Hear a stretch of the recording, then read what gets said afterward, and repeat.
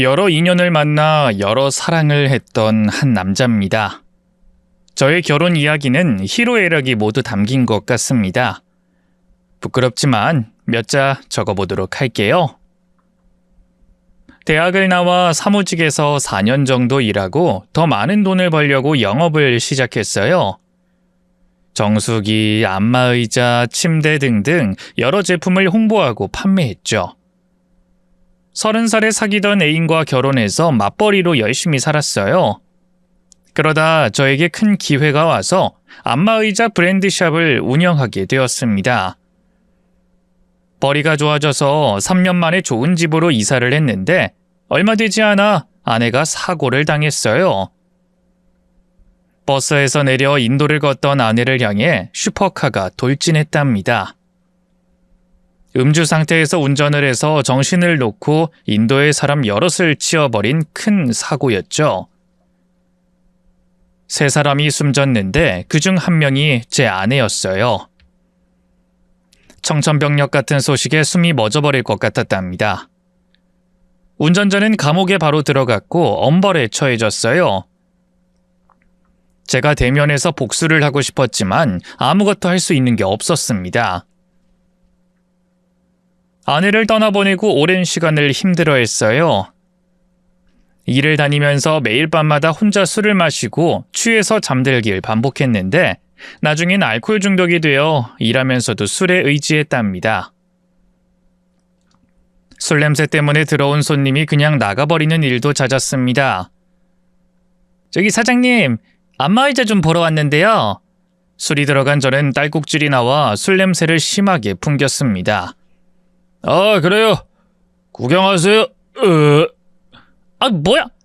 아저씨 술 먹고 영업하시는 거예요? 뭐 이런 데가 다 있어. 여기 브랜드샵 아니에요? 본사에 전화해서 항의라도 해야겠네. 손님 죄송합니다. 사과를 하며 붙잡으려고 했지만 크게 화가 난 손님은 나가버리셨고 본사에 항의를 했습니다. 그래서 여러 번 경고를 받았고 계속 이런 식이면 계약 해지하고 문을 닫아버리겠다고 했습니다. 억지로 술을 끊는 게 어려워 정신과에 찾아가서 상담과 약물 치료를 받게 되었답니다. 정기적인 치료를 받게 되니 술을 멀리하는 게 가능해졌고 맑은 정신으로 하루를 지낼 수 있더라고요. 아내가 세상을 떠난 지 4년 만이었죠. 저의 생활은 영업장에 가서 일하는 것 말고는 아무것도 하지 않았어요. 특별히 좋아하는 취미도 없고 관심사도 없었습니다. 부모님은 제가 사별하고 많이 무기력해졌다고 운동을 하든 모임을 나가든 해서 활동을 좀 하길 바라셨어요. 또 연애를 해서 재혼도 하길 바라셨죠. 아들, 너 재혼 안 할 거야? 네 나이 35이야. 아직 젊고 창창한 나이라고. 재혼은 무슨. 엄마, 나 혼자서도 살만해요. 그리고 준비도 안 된 것 같고요. 무슨 준비? 네가 집이 없어, 직업이 없어. 부족한 게 있으면 엄마 아빠가 지원해 줄게. 나이도 들기 전에 좋은 짝 만나야지. 차마 전철을 잊지 못해서 준비가 안 됐다는 말은 하지 못했답니다. 새로운 인연을 만나고 싶지 않아 조금 더 이렇게 고립된 생활을 하려고 했어요. 그런데 저에게 크게 관심을 가져주는 고객 한 명이 있었습니다. 어느 날 제 영업장에 찾아와 안마의자에 앉았다가 가도 되냐고 해서 편하게 쉬다 가라고 했더니 거의 매일 찾아왔습니다. 좋다. 온몸이 풀리네. 사장님, 저처럼 공짜로 안마의자에 앉아있다가 가는 손님들도 있나요? 제품 구매하기 전에 앉아보시죠. 그것 말고는 안마 받고 가시는 손님은 고객님 뿐입니다. 그래도 편하게 앉아있다 가세요. 눈치 줘도 매일 올 거예요. 사장님이 내 마음에 쏙 드니까요. 저는 잘못 들은 줄 알고 되물었습니다. 네? 안마의자가 마음에 쏙 든다고요? 아니요, 사장님이요. 지금 나랑 대화하고 있는 사장님이 내 마음에 쏙 든다고요. 제가 매일 찾아오는 게 이상하다고 생각은 안 해봤어요? 저는 그냥... 뭐야, 왜 이렇게 더듬어요? 사장님 결혼하셨어요? 제가 느끼기엔 싱글 같으신데. 아주 오랜만에 여자가 절 마음에 든다고 하니 쑥스럽더군요. 손님이 물은 질문에 솔직하게 대답했습니다. 사별했습니다. 4년 전에 아내가 사고로 떠났어요. 그 뒤로 줄곧 혼자서 지냈습니다. 아, 그랬구나. 삼가 고인의 명복을 빌어요. 감사합니다. 그런데 오래됐는걸요. 너무 심각한 표정 짓지 말아주세요. 사실 저도 사별했어요. 제 남편은 암으로 세상을 떠났어요. 아유, 저런. 저도 삼가 고인의 명복을 빕니다, 손님. 우리 둘 다 사별한 사람들이네요. 그래서 그런가 자꾸 사장님이 보고 싶어서 매일 여기 오는가 봐요. 사별했다는 손님의 말에 관심이 가더라고요. 또 저를 호감적으로 봐주셔서 마음이 움직인 것 같았습니다. 감사합니다. 저처럼 평범한 사람도 이런 말을 다 들어보네요. 고맙습니다. 그렇게 고마우면 우리 사귀어볼래요? 사별하고 외로운 사람끼리 연애나 진하게 해보면 어떨까요? 연애요? 네, 연애요. 왜요? 저 별론가요? 그런 게 아니라 손님, 여긴 영업장이고 연애 상대를 만나기엔 좀... 그게 무슨 소리예요? 그럼 연애 상대를 만나야 할 장소가 따로 있다는 건가요? 뭐야, 내가 마음에 안 드나 보네. 저는 손사래를 치며 아니라고 해명했습니다. 아닙니다. 절대 그런 게 아닙니다. 손님은 아주 미인이시고 매력적입니다. 그래요? 그럼 한번 만나보면 되겠네. 이따 퇴근하고 밥이나 먹어요. 요 앞 사거리에 칼국수집 있는데 맛있어요. 이따 7시면 퇴근하시죠? 거기 앞에서 만나요. 나오기 싫으면 나오지 마세요. 만약 나오지 않으시면 차인 걸로 알고 다시는 안마의자 이용하러 오지 않겠습니다. 여자 손님은 그렇게 세게 고백을 하시더니 당당하게 나가셨습니다. 너무 오랜만에 여자와 사적인 대화를 나눠서 온몸이 빨갛게 달아올랐답니다. 그녀 때문에 일하는데 정신을 차리지 못하고 나가야 할지 말아야 할지 고민을 거듭했습니다. 7시가 되자마자 얼른 문을 닫고 뛰어서 칼국수 앞에 갔어요. 먼저 와서 기다리고 있던 그녀를 만나게 되었답니다. 나 안 차인 거네요? 잘 왔어요. 들어가요. 저 늦었죠? 7시 5분이니까 5분 늦었네요. 처음이니까 봐줄 테니 다음부턴 정각에 맞춰서 나오세요. 칼국수는 제가 사겠습니다. 그렇게 식사를 같이 하게 되었는데 가까이서 보니 그녀가 훨씬 더 예쁘게 보였어요.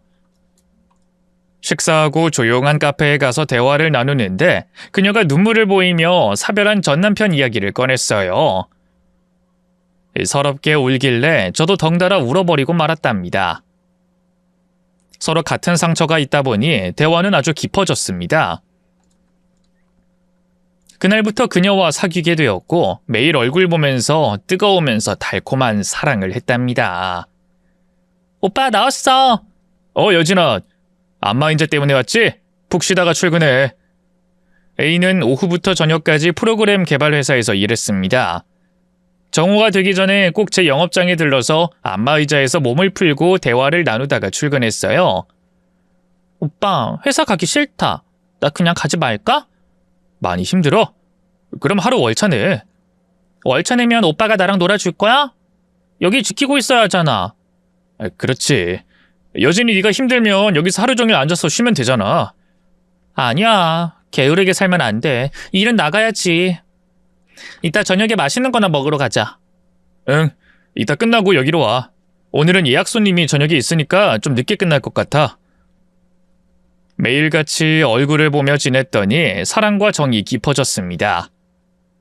사귄 지 6개월째 되는 날, 여자친구가 먼저 프로포즈를 했답니다.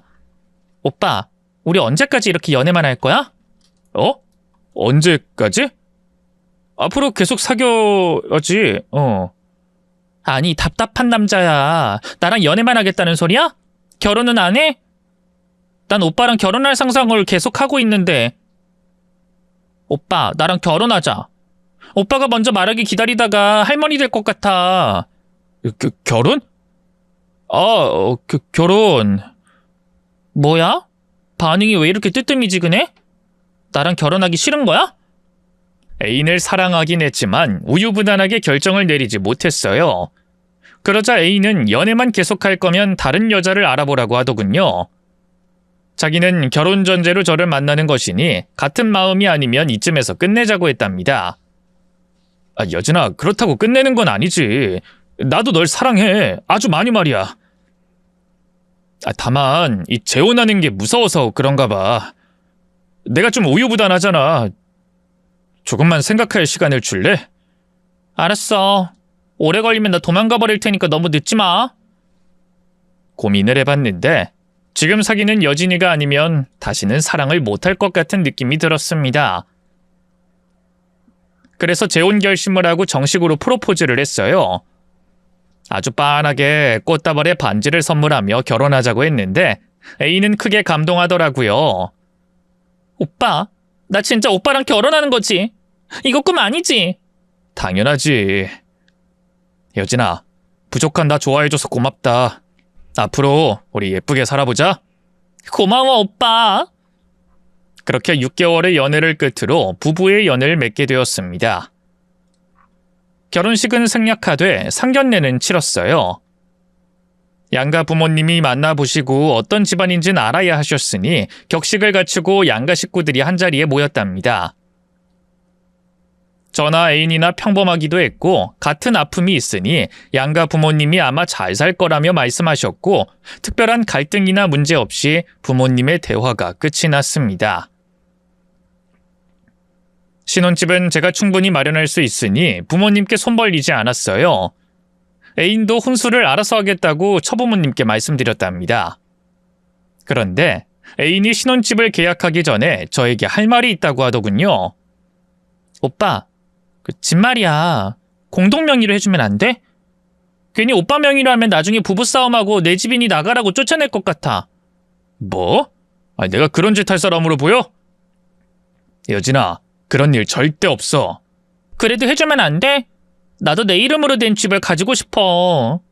우리 둘이 평생 같이 살 건데 공동 명의 해도 상관없잖아. 잠시 고민을 해봤는데 공동 명의를 하나 제 명의로 하나 뭐가 다를까 하는 생각이 들었습니다. 그래서 공동 명의로 아파트를 계약하고 혼수를 보려는데 애인이 이번엔 제가 쓰던 가구를 그대로 쓰면 어떠냐고 하더군요. 오빠, 혼수 꼭 해야 해? 오빠가 쓰던 거랑 내가 쓰던 걸 합치면 안 될까?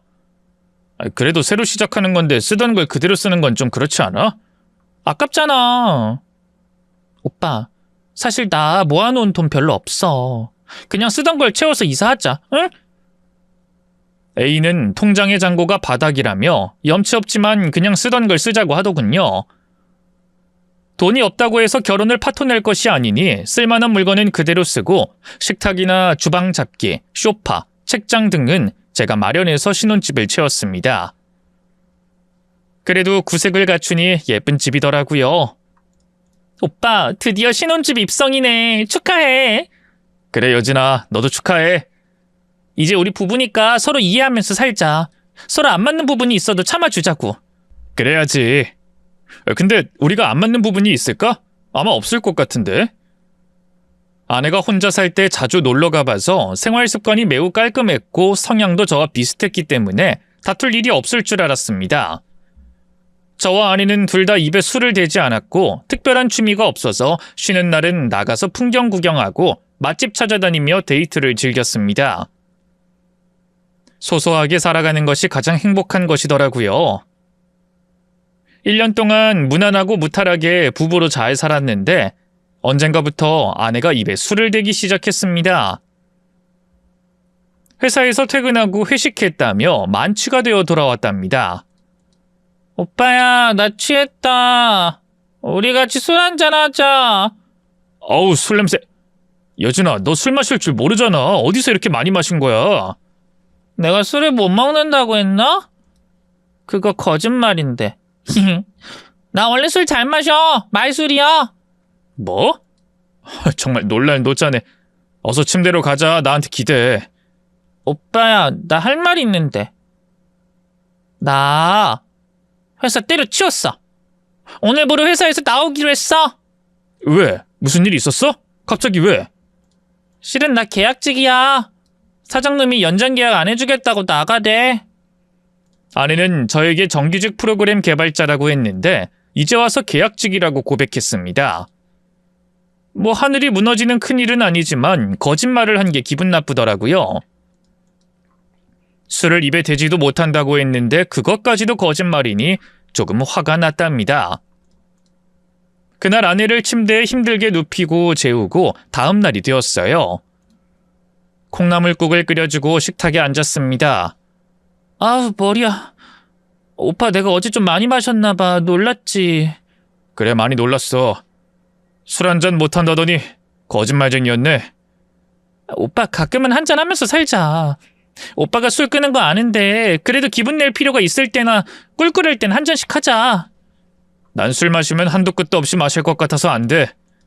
알코올 중독자랑 살기 싫으면 괜히 술 권하지 마. 당신도 술 자제했으면 좋겠어.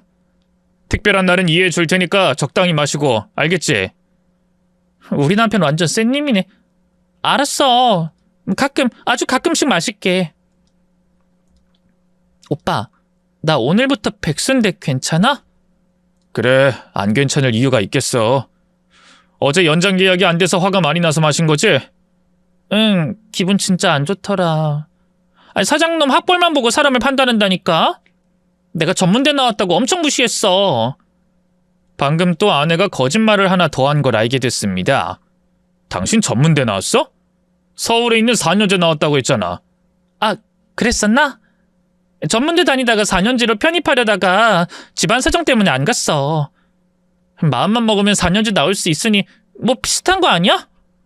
여보, 나한테 한 거짓말이 자꾸 드러나네. 술에, 직장에, 대학까지. 또 거짓말한 게 뭐가 있는 거야? 제가 한숨을 쉬며 나지막한 목소리로 묻자 아내가 다른 건 없다며 지금 3가지의 거짓말을 사과했습니다.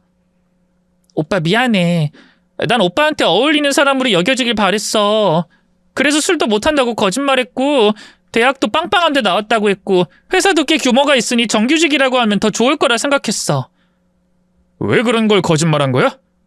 내가 2년제를 나와도 상관없고 계약직이라 해도 상관 안 해. 또 술을 마실 줄 아는데 1년 동안 참고 살아왔다고 하니까 괜히 네 눈치 보고 산 것 같잖아. 그런가? 미안. 앞으로는 거짓말 안 하고 진실되게 살게. 그래. 그럼 아침 먹고 좀 더 자. 아직 술이 덜 깬 것 같으니까 푹 쉬어. 다시 일 다니기 싫으면 집에서 살림만 해도 좋으니까 괜히 고민하거나 걱정하지 마. 오빠 최고. 고마워. 1년 만에 한숨을 쉬어가며 아내와 대화를 했던 것 같아요. 그런데 얼마 뒤에 더 큰 거짓말을 알게 됐습니다. 아내가 2세를 준비하자며 미뤄왔던 혼인신고를 하자고 했어요. 저도 2세를 너무나 낳고 싶어서 아내가 하자는 대로 혼인신고를 하게 되었답니다. 호적등본을 떼어보니 아내의 가족들 정보까지 전부 다 나왔는데 거기에 매우 충격적인 진실이 담겨 있었습니다. 여보, 당신 이거 뭐야? 사별했다고 했잖아. 전 남편이랑 사별이 아니라 이혼을 했어? 어? 아, 그게... 여기서 걸리는구나. 뭐야, 걸리는구나? 그럼 평생 거짓말로 덮을 생각이었어? 어떻게 이런 거짓말을 해? 그럼 거짓말했다는 거야? 어떻게 그런 거짓말을 할 수가 있어? 장모님도 당신이 사별했다고 하셨잖아. 그럼 장모님도 같이 거짓말한 거야? 도대체 왜 그랬어? 오빠 흥분하지 마. 내가 처음 오빠한테 반했을 때 어떻게든 공통점을 만들고 싶었어. 그래서 이혼녀라는 걸 숨기고 사별했다고 거짓말한 거야. 그때 오빠 마음을 얻고 싶어서 그랬단 말이야. 미안해.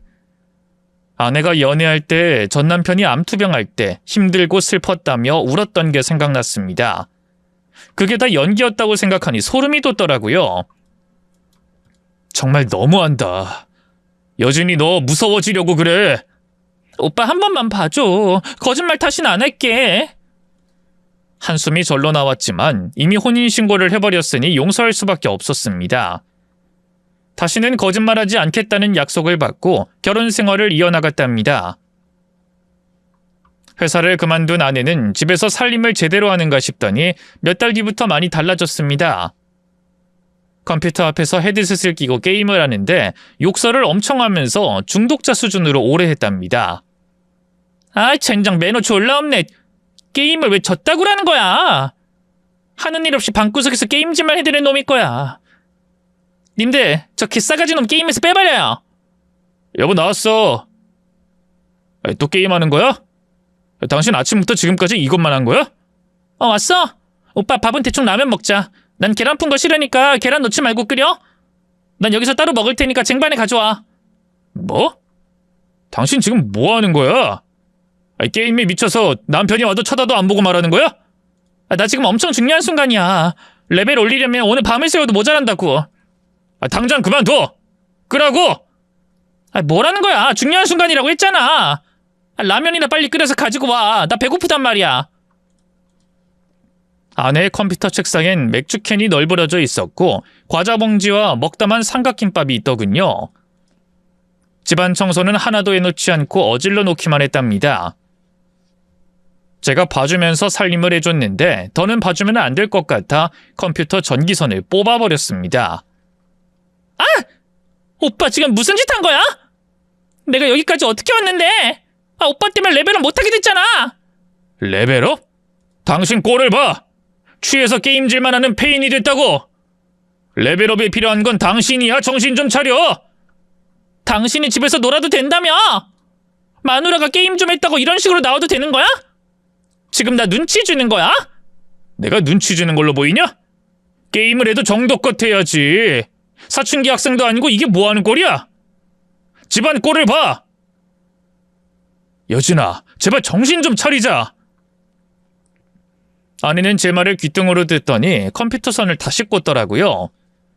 저는 안 되겠다 싶어서 컴퓨터를 집어들고 밖으로 가지고 나갔습니다. 오빠 지금 뭐 하는 거야? 갖다 버리려고.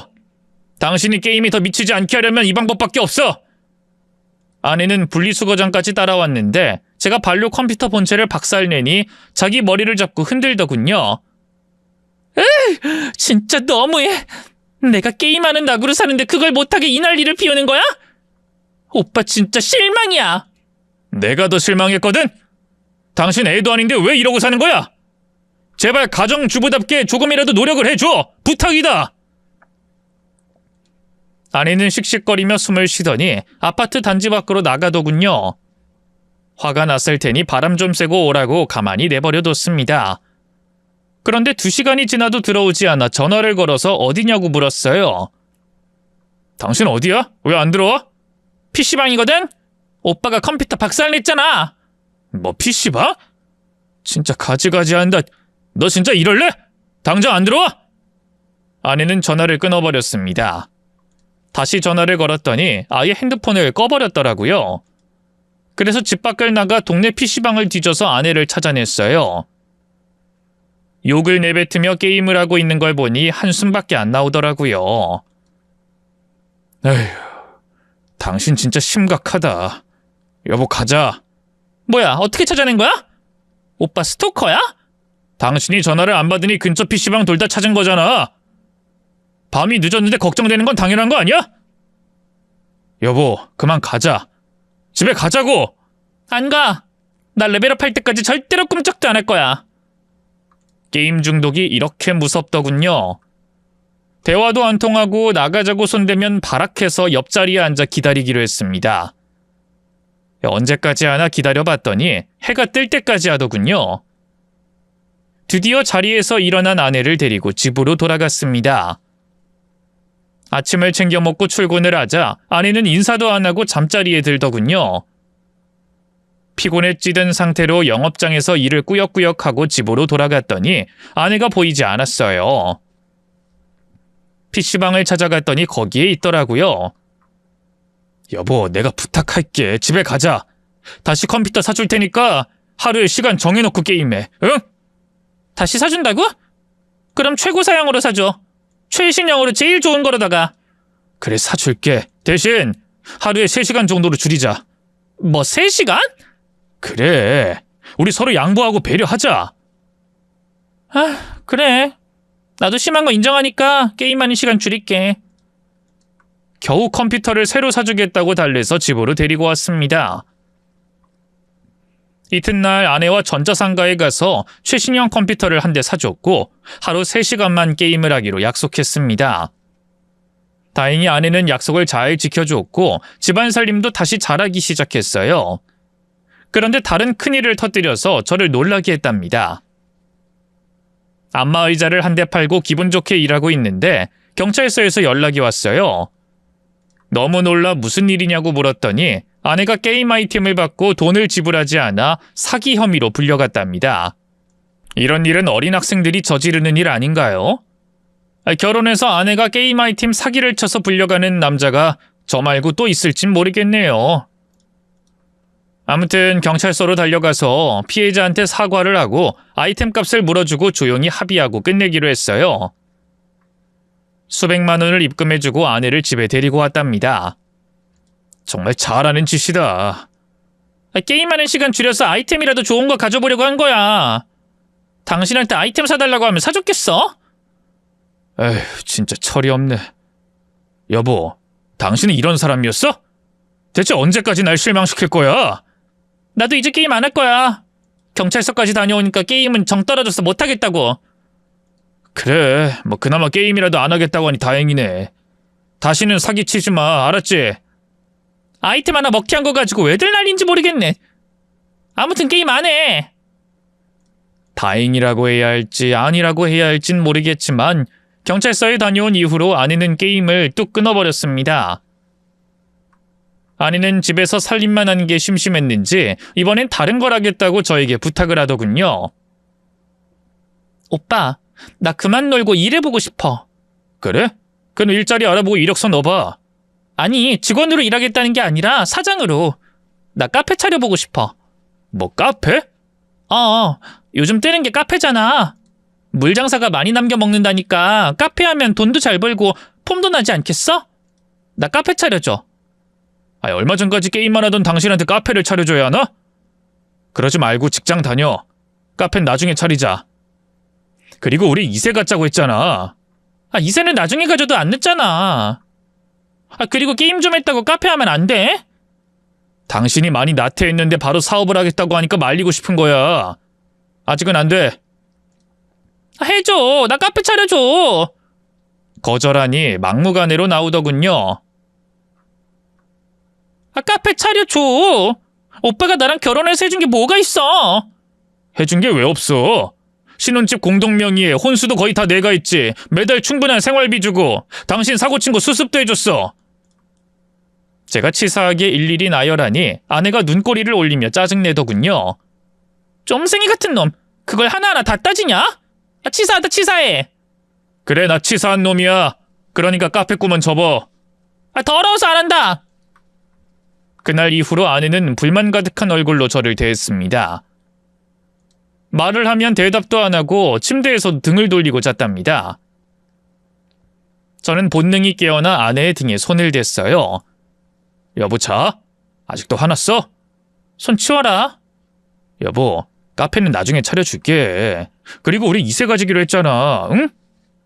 카페 차려줄 거 아니면 손대지 마. 진짜 1억이야? 그래, 1억이야. 잠자리 안 해줘서 오빠 안 달라게 할 거야. 그래, 마음대로 해라. 나도 카페 해줄 마음 없으니까 당신 건들지 않을게. 아예 거실 가서 잘 테니까 혼자 편히 쉬어. 뭐? 아예 나가서 자겠다고? 오빠는 이젠 내가 매력적으로 안 보이는 거야? 그만해라, 사춘기애도 아니고. 지긋지긋하다. 베개를 들고 거실 소파에서 잠을 잤어요. 아내가 계속 뾰족하게 굴길래 저도 아예 말을 걸지 않았습니다. 잘못한 게 없는데 제가 굽힐 필요는 없다 판단했죠. 이번 기회에 아내 버릇을 고쳐주려고 생활비도 반으로 줄여버렸고 아내에게 둔 카드도 정지시켜버렸답니다. 그러자 바로 반응이 오더군요. 오빠, 치사하게 이럴 거야? 치사하게 굴어서 당신 버릇 고칠 거야. 결혼한 지 2년이 다 돼가는데 당신은 갈수록 철이 없어져. 그러니 이번 기회 단단히 고쳐줄 거야. 이렇게 나오겠다 이거지? 좋아! 누가 이기는지 해보자. 나중에 후회나 하지 마. 당신 씀씀이가 커서 돈 필요할 텐데 취직이라도 하려고? 내가 알아서 할 테니까 신경 꺼! 아내가 직장 다니던 시절이 훨씬 나으니 이번 기회에 일자리를 구하는 게 낫겠다 싶었습니다. 그런데 아내는 직장을 구한 게 아니라 집을 가출했습니다. 아예 짐을 싸서 나가버렸더라고요. 전화를 했더니 당분간 찾지 말라고 하더군요. 도대체 얼마나 더 막 나가려고 하는지 가늠되지 않았습니다. 이틀 동안 아내를 어디서 뭐 하는지 모른 채 혼자 지냈어요.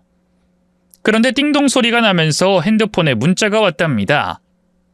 대출 문자를 보고 헉하고 놀라버렸습니다. 아내에게 전화를 수십 통해서 겨우 통화가 되었어요. 당신 대출 뭐야? 나 몰래 대출 받은 거야? 그래, 내가 알아서 한다고 했잖아. 당신이 생활비를 쥐똥만큼 주면서 날 애완견 마냥 길들이려고 했지? 그런데 난 당신의 애완동물이 아니야. 우리 집 공동명의였던 건 알지? 서명은 내가 알아서 해서 잘 받았어. 은행원이 아주 친절하게 해주더라. 뭐야? 당신 진짜 이런 식으로 나오기야? 이제 오빠랑 끝이야. 이혼할 거야. 내가 대출받은 돈은 위자료라고 생각해. 아, 이혼은 내 변호사가 연락할 거야. 알아서 해준다니까 잘 만나서 해결해. 진짜 막 나가는구나. 여진이 너 이런 여자였냐? 진짜 막가파가 따로 없네. 이혼하자고? 그래, 나도 더는 못 참아. 근데 내 돈을 그렇게 쉽게 먹고 이혼할 순 없지. 고소해서 다 받아내겠어. 그래, 마음대로 해. 내 변호사가 알아서 해준다니까 고소를 하든 고발을 하든 마음대로 해. 아내가 그렇게 나오니 더는 저도 같이 살 마음이 들지 않았습니다. 오만정이 떨어져 버렸죠.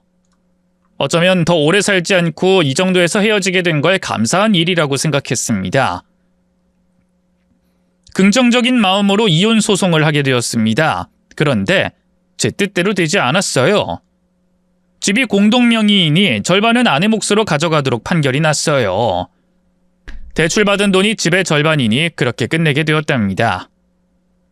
억울하고 화가 나서 잠도 잘 못 자고 이랬어요. 2년도 못 살고 큰돈을 잃고 이혼하니 정말 억울하더라고요. 화를 삭히려고 혼자 포장마차에 가서 술을 딱 한 병 마시고 나왔더니 전처가 보였습니다. 남자와 둘이서 어디론가 들어가더라고요. 저는 본능적으로 따라갔습니다. 오피스텔에 들어가길래 뒤를 따라 복도까지 들어섰고 현관 앞에서 전처를 잡았습니다. 아, 뭐야? 당신 날 스토킹한 거야? 스토킹 같은 소리 하네. 당신 이 오피스텔 무슨 돈으로 마련했어? 그리고 이 남자 누구야? 뭐래, 다 끝난 사이인데. 이제 와서 뭐 하자는 거야? 아니, 난 진실을 알아야겠어. 나랑 이혼하기 전에 이놈이랑 바람나서 오피스텔 마련한 거지? 전처는 키득거리며 웃었습니다. 하! 멍청한 놈. 그래, 맞아. 게임하다 만난 사이야. 그때부터 사귀어왔어. 여러 가지로 당신보다 훨씬 나은 사람이야. 밤일도 당신 거는 비교도 안 돼. 내 애인이랑 눈 맞아서 사귀는 동안 오빠가 하도 못같이 행동하길래 이혼 결정하고 나와버린 거야. 어때? 많이 억울하니? 근데 어쩌냐? 이미 이혼해버렸는데? 진짜 못됐다. 그럼 바람 피우는 중에 이혼한 거야? 어떻게 이럴 수가 있어? 당신이 멍청한 걸 탓해. 그러게 왜 제대로 알아보지도 않고 이혼 소장을 날리냐? 이 멍청아. 게임은 끝났어. 화가 머리끝까지 올라와서 이성을 잃고 말았습니다. 오피스텔 복도에서 아내의 뺨을 날리려고 하자 상간남의 주먹이 먼저 제 얼굴에 날아왔답니다. 그래서 타겟을 바꿔 상간남을 먼저 손봐주려고 저도 주먹을 날렸어요. 하지만 상대는 싸움을 잘하는지 제 주먹을 다 피하더니 제 얼굴과 복부, 옆구리를 골고루 패더군요. 몸이 꼬이고 힘이 빠져서 주저앉자 전처의 싸대기가 흠씬 날라왔습니다. 두 사람에게 얼마나 많이 맞았던지 기절까지 했답니다. 야, 정신 차려. 괜히 쫓아와서 쳐맞으니까 기분 어떠냐? 당신 가만 안 둬. 으이구, 멍청아. 네가 무슨 짓을 해도 눈 하나 깜짝 안 하거든? 너 또 여기 오면 경찰에 신고해서 접근 금지 시킬 거야. 저는 너무 많이 맞아서 몸에 힘이 들어가지 않았어요. 전처는 낄낄 비웃더니 상간남과 현관 안으로 들어갔습니다. 그걸 보고 복도에 잠시 엎어졌다가 기어서 내려갔어요. 전처를 혼내러 갔다가 보기 좋게 두들겨 맞고 말이죠. 화를 주체하기 힘들어서 정신과에 가서 약을 타먹으며 평정심을 찾았습니다. 그냥 똥 밟았다고 생각하고 오늘과 미래만 생각하면서 살기로 했어요. 세월이 5년이 흘러 나이가 40대가 되었어요. 저는 직업을 바꿔서 고급 한식당에서 일을 했답니다. 모든 자리가 룸으로 되어 있어서 상견례나 가족들이 많이 찾아와 식사를 하고 가셨어요. 그러던 어느 날씨가 화창한 봄날. 기분 좋게 출근해서 바로 손님이 오신 방으로 가 물과 메뉴판을 들고 들어갔답니다. 저희 식당 찾아주셔서 대단히 감사합니다. 잠시 실례합니다, 손님. 인사를 하고 들어가자 손님이 절 보고 깜짝 놀라더니 비웃기 시작하더군요. 어머, 이게 누구야? 내 전남편 아니야? 그때 멍청하게 당하고 오랫동안 안 보이더니 당신 망했나봐? 안마의자 파는 건 때려치우고 알바나 하고 있는 거야? 진짜 찌질하다. 당신을 손님으로 다 보네. 오늘 날씨 화창해서 기분 좋았는데 네 얼굴 보니까 기분 구리다. 야, 알바나 하는 주제 어디서 손님한테 그따위 막말이야? 너 사장 불러서 망신 주고 잘리게 해줄까? 내가 진상 한번 부려줘? 원한다면 그렇게 해. 갈 때까지 갔구나? 야, 메뉴는 이따 시킬 테니까 나가. 오늘이 내 상견례 자리라서 참아준다. 저는 고개를 흔들며 나가려는데 전처의 시모와 예비신랑이 들어오더라고요. 전처가 큰 소리로 인사를 하길래 어떻게 하는지 구경이나 좀 하려고 했습니다. 어머님, 자기야, 왜 이렇게 빨리 오셨어요? 네가 더 빨리 왔네, 네 모치는. 저희 엄마가 오시는데 차가 좀 막히나 봐요. 먼저 주문하라는데 코스 요리로 할까요? 그래, 그렇게 하자. 저기 알바, 주문 받아요. A코스로 4개 주세요. 싫은데요. 제가 싫다고 하자 전처가 눈을 동그랗게 뜨고 말하더군요. 이봐요, 지금 뭐라 그랬어요? 싫다고 이 여편네야! 제 말에 전처의 예비시모자가 놀라더군요. 그래서 바로 예비시모한테 일러줬어요. 장모님, 오늘 처남 상견례 한다더니 이 여자가 신부였어요? 정서방, 자네가 이해를 알아? 세상 참 좁네요, 장모님. 제 전처예요. 눈앞에 있는 전처 시모는 저의 3번째 아내의 어머니였습니다. 제가 안마의자 매장을 접고 작게 식당을 시작해서 2년 전 고급 한식당을 차렸답니다. 장모님은 제 식당의 직원이었고 저를 좋게 봐주셔서 이혼한 따님을 소개해 주셨어요. 그래서 2년이 되어 3번째 결혼을 하게 되었답니다. 장모님과 처남은 제가 전처에 대해 여러 번 말해드려서 이제야 어떤 사람인지 확실하게 알았답니다. 매영, 여진이가 전처였어요? 매영 골 아프게 하고 엿먹였다는 그 여자요? 처남, 자네 인생 망하기 싫으면 헤어지는 게 좋을 거야. 저 여자 안 좋은 건 다 갖췄어. 내가 전에 말했었지? 술을 입에 달고 살고 게임 중독에 아이템 사기꾼, 그리고 대출받아서 상간남이랑 살림 차린 거. 그건 말고도 많은데 줄줄이 말하진 않을게. 처남, 자네를 말리고 싶어. 저 여자한테서 도망쳐! 처남은 중식당 대표였고 돈을 잘 버는 사람이었어요. 이혼의 아픔이 있어서 이혼녀를 만났는데 그게 전처였네요. 상견례는 결혼 당사자와 부모님만 모시고 한다고 해서 저와 아내는 초대받지 못해 일을 하고 있다, 이 상황을 마주한 겁니다. 만약 그날 보지 못했다면 청첩장이 나오고서야 알았을 겁니다. 장모님은 자리에 앉지도 않고 돌아섰습니다. 그럼 상견례는 할 필요 없겠네. 아들, 돌아가자. 네, 엄마. 매형 전처에다가 어떤 사람인지 익히 들었으니 어쩌겠어요. 파토 내야죠. 여진아, 우리 끝이다. 자기야, 무슨 소리야? 끝이라니. 저 인간 말만 듣고 날 판단하는 거야? 오히려 내가 피해자야. 저놈이 날 숨막히게 해서 도망치듯 나와서 이혼했단 말이야. 됐어, 들어서 뭐해. 난 매형이랑 형제처럼 친하거든. 매형의 전처라는데 어떻게 만나냐? 아무튼 우린 안 돼. 뭐? 그럼 나 카페 차려준다는 건 어떻게 되는 거야? 전처는 파토 나는 마당에 카페 타령을 하고 있더군요.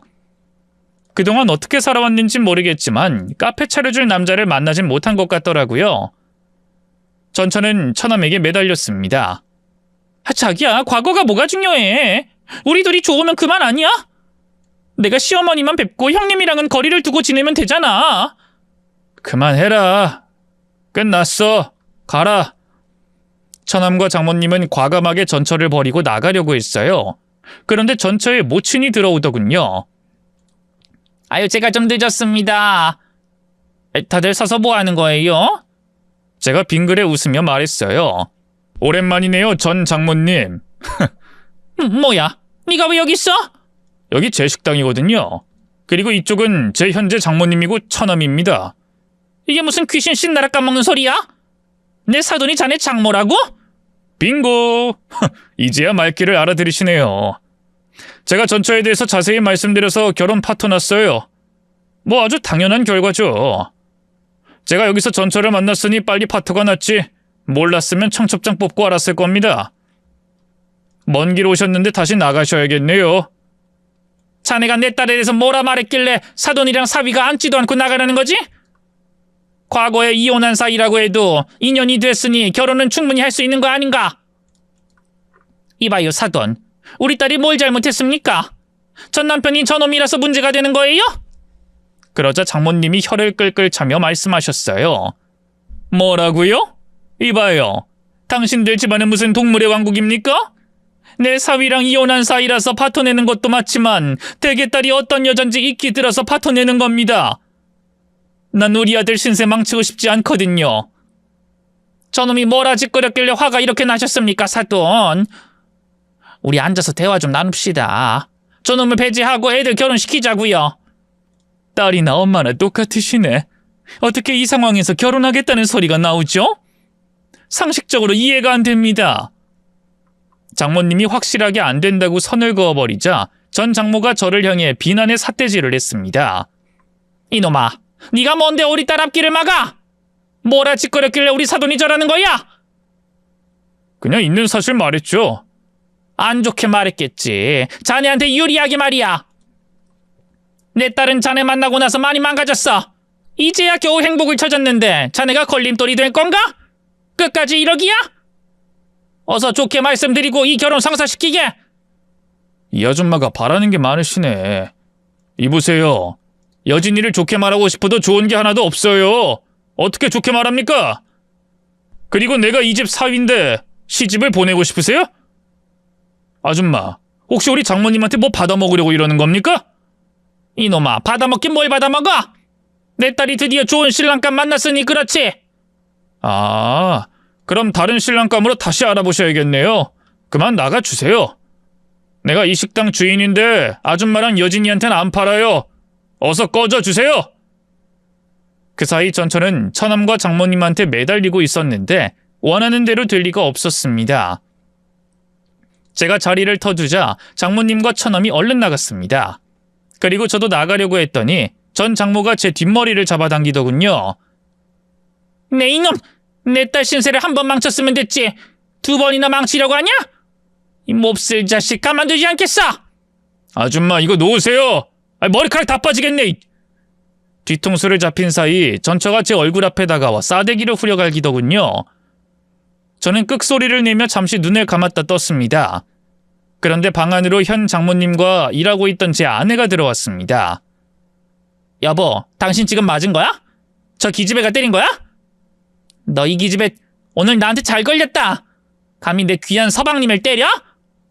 아내가 전처의 머리채를 잡고 휙휙 머리를 감더니 귓방망이를 주먹으로 냅다 꽂아버렸어요. 현 장모님도 전 장모의 몰상식한 행동에 분개해 양 어깨를 밀치며 욕을 퍼부었습니다. 어디 감히 내 사위 얼굴에 손을 대? 당신 집안이랑 사돈으로 엮일 일은 없다고 했지? 그래, 치사해서 우리도 안 해. 근데 억울해서 이대로는 못 가. 화나는 거 싹 다 풀고 갈 거야. 본색 나오네. 모녀가 똑같이 얍삽하고 비열하다더니 듣던 대로네. 어디 덤벼봐 이 싹퉁바가지 옆였네야. 현 장모님이 전 장모와 붙었는데 다행히 현 장모님이 무난하게 이겼습니다. 전처는 제 아내에게 쌍코피가 터지도록 쳐맞고 바닥에 누워버렸어요. 식당에서 계속 소란 피우기가 곤란하니 두 모녀를 잡고 끌고 나갔습니다. 전처는 저 때문에 인생을 조졌다면서 고래고래 소리를 지르더군요. 내가 당신을 만나지 말았어야 했어. 이하 동문! 내 눈이 삐어서 너랑 결혼하는 게 아니었어. 그것도 이하 동문이다. 야 여진아, 카페 차려준 남자 지난 5년 동안 못 만났어? 그럼 네 힘으로 벌어서 차리면 되잖아. 언제까지 취집해서 호강할 생각이야? 이제 네 나이도 40 넘어서 남자들한테 안 먹혀. 그러니까 정신 차리고 살아. 나쁜 자식, 절대로 가만두지 않겠어. 전에 내가 했던 말 똑같이 하네. 너랑 나는 원수지간으로 오래 남을 건가 봐. 아무튼 오늘은 내가 이겼으니까 꺼져. 식당 앞에서 가보라고 손짓하자 제 아내가 전처의 모녀에게 천일염 한 주먹을 집어던졌습니다. 부실해. 다시는 이 근처에 얼씬하지 말고 우리 식구들한테 들러붙을 생각하지 마. 소금을 맞은 두 모녀는 더 이상 기운이 없는지 쩔뚝거리며 사라졌습니다. 현 장모님은 제 덕에 자신의 아들의 미래를 지켰다면서 다행이라고 말씀하셨어요. 정서방 고마워. 내가 자네한테 신세진 게 참 많아. 직원으로 받아줬고 내 딸이랑 재혼까지 해줬잖아. 게다가 우리 아들 미래까지 지켜줘서 너무너무 고마워. 장모님, 한 식구끼리 무슨 말씀이세요? 제가 고맙죠. 장모님 딸이랑 재혼해서 아주 그냥 매일매일이 신혼 같다고요. 그리고 가슴으로 낳은 딸 지영이가 있어서 얼마나 자랑스러운지 모른다고요.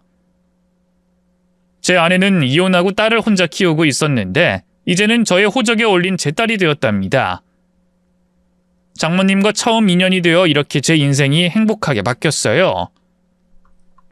저와 아내는 한 식당으로 함께 출근해서 퇴근할 때까지 열심히 일했고 장모님은 딸을 육아해 주시고 저희 가정을 매일 봐주셨어요. 세 번째 결혼을 하고 나서야 비로소 평생 갈 행복을 찾은 것 같아요. 아내가 아프지 않고 건강하기만을 기도할 뿐이죠. 저희 가정은 조금의 문제도 없고 매우 행복합니다. 사연의 마지막 종지부를 찍을 이야기를 해드릴게요. 전처가 식당에서 개망신 당하도록 처맞고 돌아간 뒤 8개월 뒤에 부고 문자가 왔어요. 새로 만난 남자에게 차이고 만취한 전처가 무단횡단을 하다가 큰 사고로 숨졌답니다.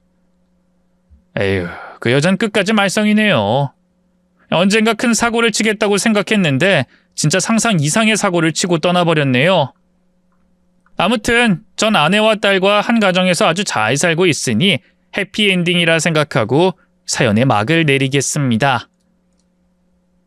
날씨가 풀렸다가 추워지기도 하니 감기 조심하시고 항상 건강 잘 챙기시길 바랍니다. 안녕히 계세요.